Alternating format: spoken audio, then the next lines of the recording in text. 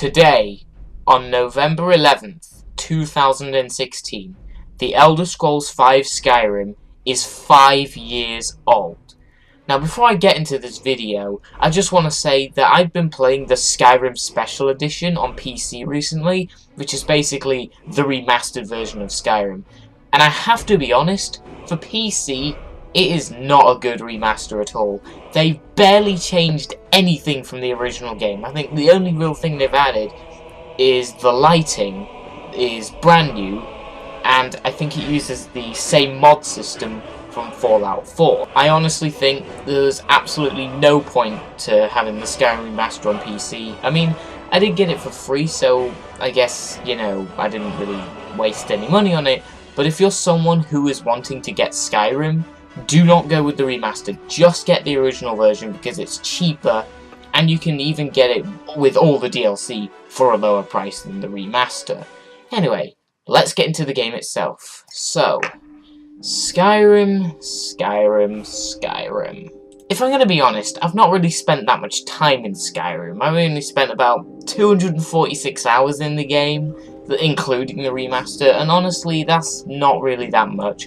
But I feel like I've had enough time to really get an experience out of the game, and I'm gonna be honest, Skyrim is one of my favourite games of all time. You may disagree, you may think that some of the older games in this series are better, like Morrowind or Oblivion, which are games I'm actually interested in playing. In fact, I plan on picking up Oblivion during the next Steam sale, and Morrowind I'll get at some point if it goes on sale. But Oblivion I definitely have my eye on. But we're not talking about other Elder Scrolls games, we're talking about Skyrim. Skyrim is the one that I played before any other, and it's always going to be the one that feels the most special. I'm sorry. It's gonna be the one that feels the most special to me always, because it was my first.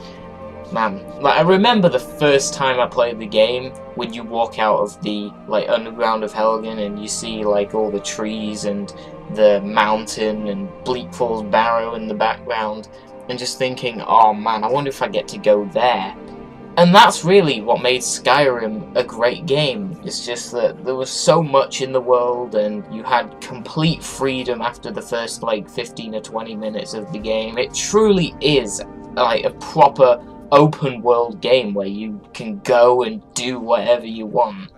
I mean, there are some open world games that I've played where even though you can just go around and do whatever you want, I've never really felt like doing that. But with Skyrim, there's so much to see that I just wanted to, you know, go around the entire map. And the map is pretty big, actually. It's not the biggest map in the Elder Scrolls. Apparently, the Elder Scrolls 2 Daggerfall is actually one of the biggest ones. I think the original Elder Scrolls may be as big as well, but I'm not too sure because I haven't actually played those games. But Skyrim is still one of the biggest open world games in recent gaming years. And it's just such a great place as well. And the story was actually not that bad. It is largely based around the character that is you, and it also helps that you get to create your own character. You can fully customize them in the beginning, you can choose what race they are as well, and you can choose different playstyles. For example, will you use only swords or battle axes or war axes, or even just magic? In fact, I've even considered doing a magic-only playthrough of Skyrim, which is something I've not done before. You can choose what kind of groups you can go with, so would you join people like the Thieves Guild, or the Dark Brotherhood, or perhaps the Companions? A lot of long-time Elder Scrolls fans may say that Skyrim was simplified, and, well, if I'm going to be honest, Skyrim still actually does feel like a fairly deep experience. There is a good sense of progression. It's really satisfying to level up each individual skill. The fact that you can focus on one type of skill and make that amazing instead of gradually making every skill a bit better than it was before is a really satisfying experience. For example, if you were doing a magic-only run, you may use destruction spells as your main weapon, and so naturally you would want to focus on making your destruction spells a lot more powerful and effective. And you can do that if you want, and it's really, really satisfying. to level up a particular skill. And one of my favourite things about Skyrim is just the random stuff you can encounter. For example, you may encounter random people who might have a quest for you to do. And of course, one of my favourite things about this game, dragons. This was the first Elder Scrolls game to have dragons that you can actually go up to and fight, and every time epic music plays, obviously you have to have epic music whenever there's a big fight, it's just the thing now. And then once you actually take it down and steal its power, it's one of the coolest feelings ever, because in this game you can actually use dragon abilities. For example, you actually have the ability to use the dragon language as a weapon in the Thuum or Shout. Another thing about Skyrim that was actually really good was its DLC. In fact, there were two pieces of DLC for Skyrim in particular that I thought were amazing. There was the Dawnguard DLC that allowed you to either be a vampire hunter or to become a vampire and hunt the vampire hunters. And then there was Dragonborn, which added a whole new area that you could explore. And it came with a ton of different new locations and quests, and it had a new storyline, and it was really, really good. And of course, one of the best things about Skyrim was the mods.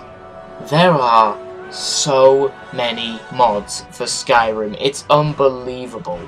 In fact, that is the main reason that Skyrim is still played by thousands of people, tens of thousands of people, to this day. In fact, there was a point where Skyrim had a lot more players than Fallout 4, which is Bethesda's most recent game. In fact, for a very long time it's had more players than Fallout 4, and that is just crazy. Now, I don't know how many people were still playing the game on the PS3 and the Xbox 360 after it had been out for a while, but the PC player base has still managed to hang on because of the mod support. And now, thanks to the Skyrim Special Edition, the consoles have mod support. All in all, I would say I love Skyrim. It is, honestly, like I've said, one of my favourite games of all time. And it's got me interested in the Elder Scrolls series. And so, because of it, I'm going to be playing some of the older games. Heck, I may even go back and play the very first Elder Scrolls game. Thank you guys so much for watching this video. If you've ever played Skyrim, please leave your opinions about the game below and any kind of special experiences you've had with it. I've been Remedy1, and I will see you guys next time. Bye! Oh my goodness. I'm beginning to not be able to do those outros very well.